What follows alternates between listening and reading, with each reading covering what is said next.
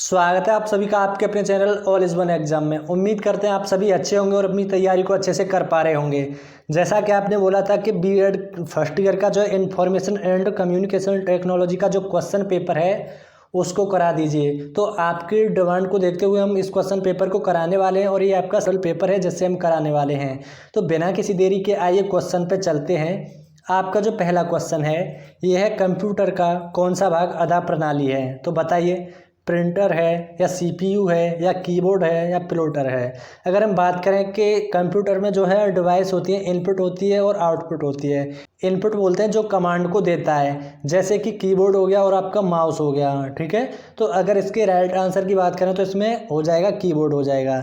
जबकि ये जो बाकी होते हैं ये कमांड को लेते हैं और जबकि कीबोर्ड जो होता है ये देता है, ठीक है। तो इसमें जो आपका सही उत्तर हो जाएगा ऑप्शन सी हो जाएगा। तो चलिए चलते हैं अगले क्वेश्चन पे। अगला आपका क्वेश्चन है निम्नलिखित में से किस में सूचना संप्रेषण तकनीकी उपयोगी है। बताइए अगर हम बात करें जो सूचना को बोला जाता है आपको पता होगा इन्फॉर्मेशन बोला जाता है और संप्रेषण को बोला जाता है कम्युनिकेशन, और जो है तकनीकों टेक्नोलॉजी बोला ही जाता है, तो आपको पता चल गया होगा। तो बताइए सूचना संप्रेषण तकनीकी उपयोगी है शिक्षण संस्थान में या फिर शैक्षिक अनुसंधान में या फिर भंडारण में या फिर इन सभी में। अगर हम बात करें कि इंफॉर्मेशन कम्युनिकेशन टेक्नोलॉजी जो है इन सभी में उपयोगी होती है, क्योंकि आपको पता होगा कि इंफॉर्मेशन टेक्नोलॉजी का जो उपयोग है हर जगह किया जा रहा है। तो वही इसमें पूछा गया है कि किस किस में उपयोगी है, तो इन सभी में जो है उपयोगी है। आइए चलते हैं अगले क्वेश्चन पे। अगला आपका क्वेश्चन है सूचना तकनीकी के माध्यम में। बताइए आपका जो इंफॉर्मेशन टेक्नोलॉजी के कौन कौन से माध्यम है। सूचना विज्ञान है या सूचना केंद्र है या मुद्रित माध्यम है या ये सभी हैं। तो ये जो है सभी जो है सूचना तकनीकी के माध्यम में। मुद्रित माध्यम बोला जाता है जो प्रिंटेड होता है, यानी कि जैसे आपका न्यूज़पेपर हो गया या इस तरह बुक हो गई, ये जो है आपकी मुद्रित माध्यम बोला जाता है इसको, ठीक है। तो आपको समझ में आ गया होगा, इसमें आपका जो राइट आंसर होने वाला है ऑप्शन डी हो जाएगा। आइए चलते हैं अगले क्वेश्चन पे।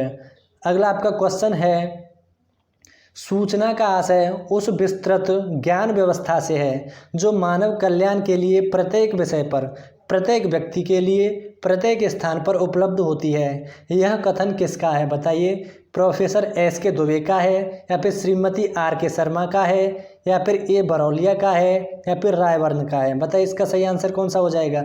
अगर हम कथनों के बारे में बात करें तो ये हमें खुद ब खुद याद करने होंगे, और कथन हमें जब तक याद नहीं होंगे जब तक आप जो है किसी को बार बार रिवाइज नहीं करोगे, ठीक है। तो बताइए इसमें से आपका जो सही आंसर होगा कौन सा हो जाएगा। इसका सही आंसर होगा ऑप्शन बी। तो आइए चलते हैं अगले क्वेश्चन पे।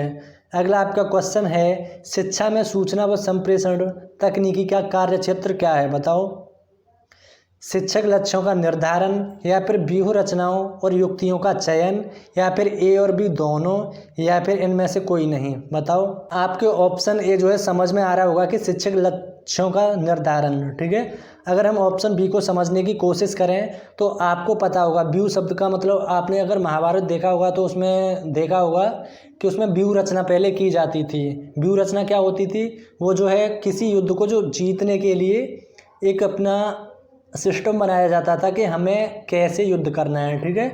तो यही शिक्षा के क्षेत्र में हो गया कि हमें कैसे सफल होना है। युक्ति का मतलब जो होता है ये होता है ढंग या तरकीब, यानी कि किसी लक्ष्य की प्राप्ति के लिए बनाई गई योजना की कार्य पद्धति को जो है बोला जाता है। तो ये बताइए तकनीकी का कार्य क्षेत्र क्या है इसमें से, तो ये हो जाएगा ए और बी दोनों, ठीक है। अगर आप नहीं समझ पाए तो कमेंट बॉक्स में बता सकते हैं। आइए चलते हैं अगले क्वेश्चन पे। अगला आपका क्वेश्चन है तकनीकी का प्रमुख घटक कौन सा है। बताइए इसमें से अदा है, प्रक्रिया है या फिर प्रदा है या फिर ये सभी हैं। ये हो जाएगा आपका ये सभी जो है तकनीकी का प्रमुख घटक होते हैं, ठीक है। आइए चलते हैं अगले क्वेश्चन पे। अगला आपका क्वेश्चन है पारस्परिक समूह के द्वारा द्विपक्षीय प्रसारण अथवा संप्रेषण में उपयोगी कौन सा है। बताओ वीडियो डिस्क हो गया या टेली कॉन्फ्रेंसिंग हो गया या दूरदर्शन हो गया या फिर ऑप्शन डी आपका रेडियो हो गया। पारस्परिक समूह का मतलब क्या होता है। समूह में आप जानते हैं कि कोई एक व्यक्ति को तो समूह बोला नहीं जाता है, दो या फिर दो से अधिक जो व्यक्ति होते हैं उसको ही समूह बोला जाता है। तो द्वारा द्विपक्षीय प्रसारण अथवा संप्रेषण, मतलब कि कम्युनिकेशन में उपयोगी कौन सा होता है, तो ये हो गया टेली कॉन्फ्रेंसिंग। तो टेली कॉन्फ्रेंसिंग क्या होता है, ये एक ऐसा होता है कि दूर संचार प्रणाली में इसमें एक दूसरे से जो है दूर होते हुए भी आपस में बात करते हैं। ठीक है, आप कहीं भी हों, आप भारत में हो, तो अगर आप चाहें तो दूर बैठे किसी व्यक्ति, यानी कि अगर कोई अमेरिका में भी है या फिर कहीं भी है, तो आप जो है उससे टेली कॉन्फ्रेंसिंग के जरिए बात कर सकते हैं, तो उसको बोला जाता है। ठीक है, और वीडियो डिस्क क्या होता है ये आपको पता होगा, जो पहले आती थी एक जो गोल सी होती थी ना, सीडी जो बोला जाता था, उसको बोला जाता है। अगर दूरदर्शन की बात करें तो इसको आप जानते ही होंगे, और रेडियो को भी आप जानते ही हैं। ठीक है, तो इनके माध्यम से जो है कोई भी कम्युनिकेशन नहीं हो सकती है, जो कम्युनिकेशन हो सकती है ये इसी के जरिए होती है। ठीक है, आप समझ पा रहे होंगे। आइए चलते हैं अगले क्वेश्चन पे। अगला आपका क्वेश्चन है, एक कंप्यूटर सिस्टम का प्रमुख अंग है, बताओ कंप्यूटर डाटा हो जाएगा या हार्डवेयर हो जाएगा या सॉफ्टवेयर हो जाएगा या ये सभी हो जाएगा। तो ये जो है सारे ही कंप्यूटर सिस्टम के प्रमुख अंग होते हैं। ठीक है, आपको पता होगा हार्डवेयर होता है जिसे हम टच कर सकते हैं, और सॉफ्टवेयर बोला जाता है जिसे हम छू नहीं सकते हैं। तो आइए चलते हैं अगले क्वेश्चन पे। अगला आपका क्वेश्चन है, सूचनाएं वक्तव्यों, तथ्यों अथवा आकृतियों का संकलन है, बताओ। तो बताइए किसने बोला है, हाफमैन ने बोला है या एन बेल्किन ने बोला है या लुंडबर्ग ने बोला है या फिर लीलैंड ब्राउन ने बोला है। बताइए इसका जो सही उत्तर होगा कौन सा हो जाएगा। अगर इसके सही उत्तर की बात करें तो ये हो जाएगा हाफमैन को। ठीक है, तो आइए चलते हैं अगले क्वेश्चन पे। अगला आपका क्वेश्चन है, सूचना उसे कहते हैं जिसमें आकार को परिवर्तित करने की क्षमता होती है, यह कथन किसका है, बताओ। अगर इसके सही उत्तर की बात करें तो ये हो जाएगा एन बेल्किन की। ठीक है, ये जो है आपको कथन याद करने ही होंगे, ये ऐसा नहीं हो सकता है कि आपको कैसे भी समझाया जाए। जितनी बार आप जो इसको रिवाइज करेंगे ऐसे ही याद हो जाएंगे, क्योंकि कथन सबके अलग अलग हो सकते हैं। ठीक है, तो चलते हैं अगले क्वेश्चन पे। अगला आपका क्वेश्चन है, संकेतों द्वारा होने वाला प्रसार संचार है, यह किसका कथन है, बताओ। लुंडबर्ग का है या हाफमैन का है या एन बेल्किन का है या लीलैंड ब्राउन का है। अगर इसके सही उत्तर की बात करें तो यह है लुंडबर्ग का। ठीक है, अगला आपका क्वेश्चन है, मनुष्य के कार्यक्षेत्र विचारों एवं भावनाओं के प्रसारण व आदान प्रदान की प्रक्रिया संचार है, बताओ ये किसने बोला है। लीलैंड ब्राउन ने ये बोला है या लुंडबर्ग ने बोला है या एन बेल्किन ने बोला है या हाफमैन ने बोला है। अगर इसके सही उत्तर की बात करें तो हो जाएगा लीलैंड ब्राउन ने। ठीक है, आइए चलते हैं अगले क्वेश्चन पे। अगला आपका क्वेश्चन है, आईसीटी की आवश्यकता होती है, यानी कि इंफॉर्मेशन एंड कम्युनिकेशन टेक्नोलॉजी की आवश्यकता क्यों होती है हमें। अब प्रशिक्षित शिक्षकों को प्रशिक्षित करने के लिए या 100% साक्षरता के लक्ष्य के लिए या फिर दूरस्थ शिक्षा योजना के लिए या उपयुक्त सभी के लिए। तो ये जो है हमारी उपयुक्त सभी के लिए ही होती है, क्योंकि इंफॉर्मेशन एंड कम्युनिकेशन टेक्नोलॉजी है जो अप्रशिक्षित शिक्षक होते हैं उनको प्रशिक्षित करने के लिए भी अपनाई जा रही है, और जो 100% साक्षरता के लक्ष्य पाने के लिए भी किया जा रहा है, और दूरस्थ शिक्षा। आइए चलते हैं अगले क्वेश्चन पे। अगला आपका क्वेश्चन है, सूचना एवं संप्रेषण तकनीकी के क्षेत्र में शामिल हैं, बताइए। इंफॉर्मेशन एंड कम्युनिकेशन टेक्नोलॉजी के क्षेत्र में कौन कौन सा शामिल है, बताओ। शिक्षण अधिगम प्रक्रिया का विश्लेषण या फिर शैक्षिक लक्ष्यों या उद्देश्यों का निर्धारण या फिर दृश्य श्रव्य सामग्री का चयन उत्पादन एवं उपयोग या फिर उपयुक्त सभी। बताओ इसमें से आपका कौन सा सही होगा। इसमें से जो है आपका उपयुक्त सभी सही हो जाएगा। तो आइए चलते हैं अगले क्वेश्चन पे। अगला आपका क्वेश्चन है, आईसीटी का उपयोग होता है, बताइए। शिक्षा के क्षेत्र में होता है, शैक्षिक संस्थाओं के क्षेत्र में होता है या फिर रोजगार एवं कुशल कर्मचारी ढूंढने के क्षेत्र में होता है या उपरोक्त सभी के में होता है। आपको पता ही है कि इंफॉर्मेशन एंड कम्युनिकेशन टेक्नोलॉजी का जो उपयोग होता है ये शिक्षा के क्षेत्र में भी होता है, क्योंकि आप तक जो ये क्लास पहुंच पा रही है इसी के माध्यम से पहुंच पा रही है, और शैक्षिक संस्थाओं में रोजगार एवं कुशल कर्मचारी जो आप कोई भी जॉब वगैरह देखते हैं तो इसमें भी इसका उपयोग हो रहा है। ठीक है, तो उपरोक्त सभी इसका सही आंसर हो जाएगा। आइए चलते हैं अगले क्वेश्चन पे।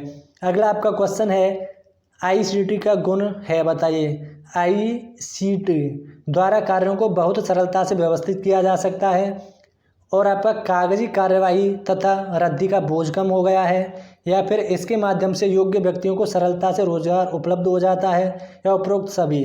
तो इसमें आपका उपरोक्त सभी सही उत्तर हो जाएगा, क्योंकि ये सारे ही काम इसके द्वारा हो पा रहे हैं। ठीक है, चलते हैं अगले क्वेश्चन पे। अगला आपका क्वेश्चन है आईसीटी का क्या दोष है बताओ। इसके माध्यम से लोग काफ़ी बेईमानी करते हैं। बिल्कुल सही बात है, क्योंकि आप आए दिन देख पा रहे होंगे कि काफ़ी सारे फ्रॉड वगैरह हो रहे हैं, तो इसमें जो है इसी का यूज हो रहा है। क्योंकि अगर कोई भी चीज़ होती है, जितना उससे फ़ायदा होता है उतना ही उससे नुकसान भी होता है, तो इसके द्वारा जो है बेईमानी भी की जा रही है। और आईसीटी का दुरुपयोग करके लोग महिलाओं के अश्लील चित्र बनाकर इंटरनेट पर अपलोड कर देते हैं। तो ये भी बिल्कुल सही बात है, क्योंकि आए दिन आप देख रहे हैं कि जो पिक्चर मॉर्फ करके अपलोड किए जा रहे हैं, तो इसके ही द्वारा हो रहा है। और अगला है साइबर अपराधों की संख्या दिन प्रतिदिन बढ़ती जा रही है। तो आपको पता होगा कि अब जो है जेब काटने का काम कम हो गया है, और आपके जो है सीधे अकाउंट से जो है पैसे निकालने का काम ज़्यादा हो गया है। उनको जो है मेहनत फिजिकली नहीं करनी हो रही है, क्योंकि वो भी साइबर के बारे में समझ चुके हैं। ठीक है, तो इसमें हो जाएगा आपका उपरोक्त सभी। आइए चलते हैं अगले क्वेश्चन पे। अगला आपका क्वेश्चन है प्रतिदिन की गतिविधि करते समय प्रोडक्टिविटी सॉफ्टवेयर ज़्यादा दक्षता और प्रभावशालीशीलता प्राप्त करने में लोगों की सहायता करते हैं। इसमें एप्लीकेशन शामिल है, बताइए ईमेल या फिर कोड या फिर वेब ब्राउज़र या उपरोक्त सभी। तो इसमें जो आपका सही उत्तर होगा ये हो जाएगा उपरोक्त सभी, क्योंकि इसमें जो है ये सारी एप्लीकेशन शामिल हैं। आइए चलते हैं अगले क्वेश्चन पे। अगला आपका क्वेश्चन है प्रोग्रामिंग लैंग्वेज की श्रेणी है, बताइए मशीन लैंग्वेज या फिर असेंबली लैंग्वेज या फिर हाई लेवल लैंग्वेज या उपरोक्त सभी। अगर इसके सही उत्तर की बात करें तो इसमें हो जाएगा आपका उपरोक्त सभी। अगर बात करें असेंबली भाषा की, तो ये जो है एक प्रोग्रामिंग लैंग्वेज होती है। इसको जो है मशीन लैंग्वेज में बदलने के लिए एक असेंबलर नामक सॉफ्टवेयर की आवश्यकता होती है। ठीक है, अगर हम समझने की कोशिश करें कि मशीन लैंग्वेज क्या होती है, तो मशीन लैंग्वेज जो एक ऐसे निचले स्तर की भाषा होती है जिसमें बाइनरी भाषा होती है, जिसे जो है कंप्यूटर सीधे तौर पर एग्जीक्यूट कर सकता है। जबकि जो असेंबली भाषा होती है ये एक प्रोग्रामिंग लैंग्वेज है। ठीक है, इसको मशीन लैंग्वेज में बदलने के लिए एक असेंबलर नामक सॉफ्टवेयर की ज़रूरत होती है। तो आइए चलते हैं अगले क्वेश्चन पे। अगला आपका क्वेश्चन है हाई लेवल लैंग्वेज इस कंप्यूटर पर चल सकते हैं, बताइए किस पर, तीसरी जनरेशन लैंग्वेज या फिर ए एवं बी दोनों या इनमें से कोई नहीं।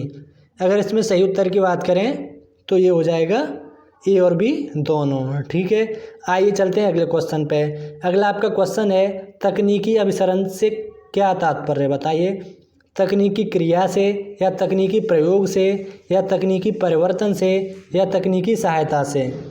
अगर तकनीकी अभिसरण से तात्पर्य की बात करें तो ये जो है तकनीकी परिवर्तन से है। ठीक है, तो आज आपके 21 क्वेश्चन ही रहने देते हैं। आपको ये क्लास कैसी लगी कमेंट बॉक्स में ज़रूर बताएं। अगर कुछ और भी समझाने की ज़रूरत है तो उसे भी कमेंट बॉक्स में ज़रूर बताएं, जिससे कि हम आपको और अच्छे से बता पाएँ। अभी के लिए बस इतना ही, आगे मिलते हैं नए क्वेश्चन के साथ। तब तक के लिए अपनी तैयारी को अच्छे से करते रहें। Bye bye, thank you so much.